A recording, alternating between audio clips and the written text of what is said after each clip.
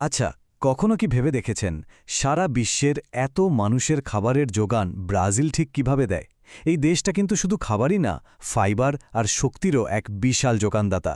তো চলুন আজকে আমরা ব্রাজিলের এই সবুজ পাওয়ার হাউসের ভেতরে একটু ঢুমেরে আসি। দেখব তাদের এই বিশাল অ্যাগ্রিবিজনেসের মেশিনটা আসলে চলে কিভাবে।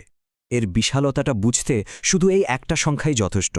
ধারণা করা হচ্ছে ২০২৫ সাল নাগাদ ব্রাজিলের মোট জিডিপির প্রায় ২৯% আসবে এই কৃষি ব্যবসা থেকে।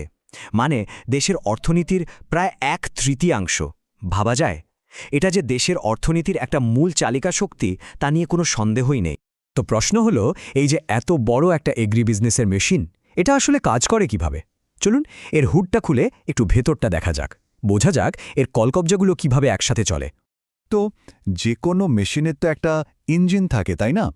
প্রথমেই আমরা দেখব এর প্রোডাকশন ইঞ্জিনটাকে, মানে এই যন্ত্রটা আসলে কি তৈরি করে আর কিভাবে একটা বীজ থেকে শুরু করে জাহাজে ওঠার জন্য পুরোপুরি তৈরি হয়ে যায়। এই পুরো সাপ্লাই চেইনটা কিন্তু একটা নিখুঁত অপারেশনের মতো, যেটা মোট 5টা ধাপে চলে। দেখুন, সবকিছুর শুরুটা হয় ইনপুট সাপ্লায়ারদের দিয়ে, মানে যারা বীজ, সার, যন্ত্রপাতি এসব যোগান দেয়। এরপর মাঠে নামে খামার আর কোঅপারেটিভগুলো, তারাই আসল উৎপাদনের কাজটা করে।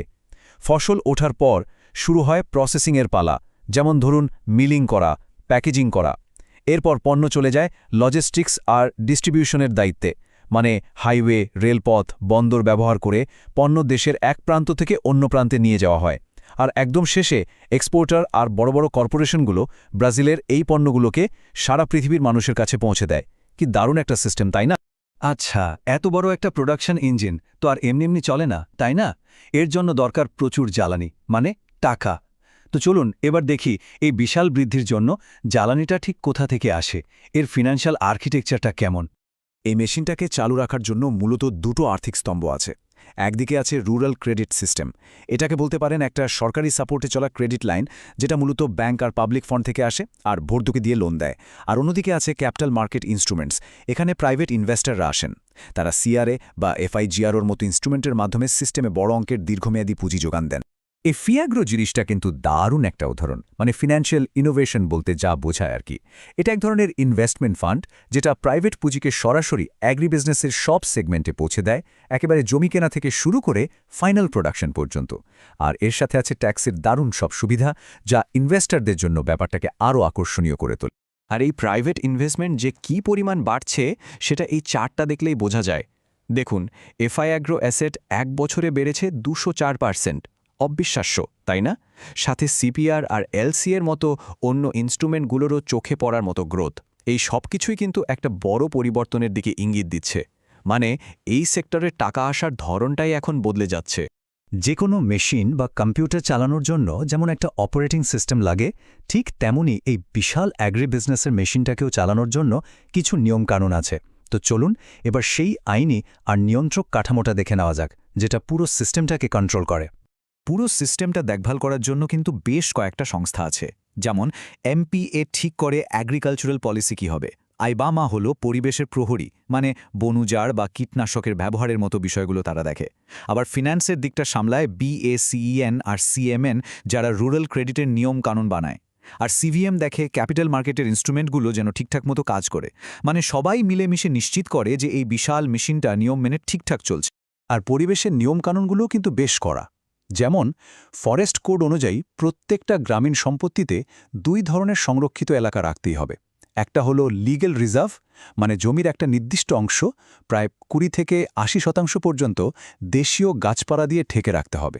আর আরেকটা হলো পার্মানেন্ট প্রিজার্ভেশন এরিয়া বা এপিপি, যেগুলো নদীর পাড় বা পাহাড়ের চূড়ার মতো সেন্সিটিভ এলাকাগুলোকে রক্ষা করে।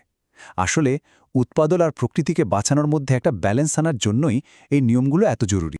তো এই বিশাল মেশিনের ইঞ্জিন, ফিনান্স, অপারেটিং সিস্টেম সবই তো দেখলাম, কিন্তু এর আউটপুটটা কি? মানে শেষ পর্যন্ত এই যন্ত্রটা থেকে কি বেরোচ্ছে? চলুন এবারের গ্লোবাল আউটপুটের দিকে একটু তাকানো যাক, যেটা সারা বিশ্বের ট্রেডকে প্রভাবিত করছে। শুধু এই সংখ্যাটা দেখুন, 169.2 বিলিয়ন মার্কিন ডলার। এটা হলো 2025 সালে ব্রাজিলের কৃষি রপ্তানি রেকর্ড পরিমাণ আয়। এই অঙ্কটা আসলে কতটা বিশাল সেটা বুঝতে হলে ভাবুন, এটা দেশের মোট রপ্তানির প্রায় 48.5%, মানে প্রায় অর্ধেক। বোঝাই যাচ্ছে এই সেক্টরটা ব্রাজিলের অর্থনীতির জন্য কতটা গুরুত্বপূর্ণ। তো এই বিপুল পরিমাণ পণ্য যাচ্ছে কোথায়? ব্রাজিলের সবচেয়ে বড় ক্রেতা হল চীন, যারা একাই মোট রপ্তানির প্রায় ৩২.৭% কেনে। এরপরে আছে ইউরোপীয় ইউনিয়ন আর আমেরিকা। চীনের ওপর এই যে একটা বড় নির্ভরতা, এটা কিন্তু ব্রাজিলের অ্যাগ্রি বিজনেসের সাফল্যের জন্য খুবই গুরুত্বপূর্ণ একটা ফ্যাক্টর। তবে এই বড় বড় সংখ্যা আর ডেটার পেছনে কিন্তু আসল গল্পটা হলো মানুষের, একে অপরের সাথে সংযোগের গল্প। যেমন ধরুন রাফায়েল দাস সান্তোসের কথা। তিনি একজন ব্রাজিলিয়ান টেক্সটাইল আমদানিকারক। বাংলাদেশে এসে এখানকার কাপড়ের কোয়ালিটি দেখে তিনি মুগ্ধ। আর এখন তিনি এখানকার দুটো কোম্পানির সাথে লম্বা সময়ের জন্য কাজ করার কথা ভাবছেন। এই ছোট ছোট গল্পগুলোই কিন্তু গ্লোবাল ট্রেডকে বাস্তবে এগিয়ে নিয়ে যায়।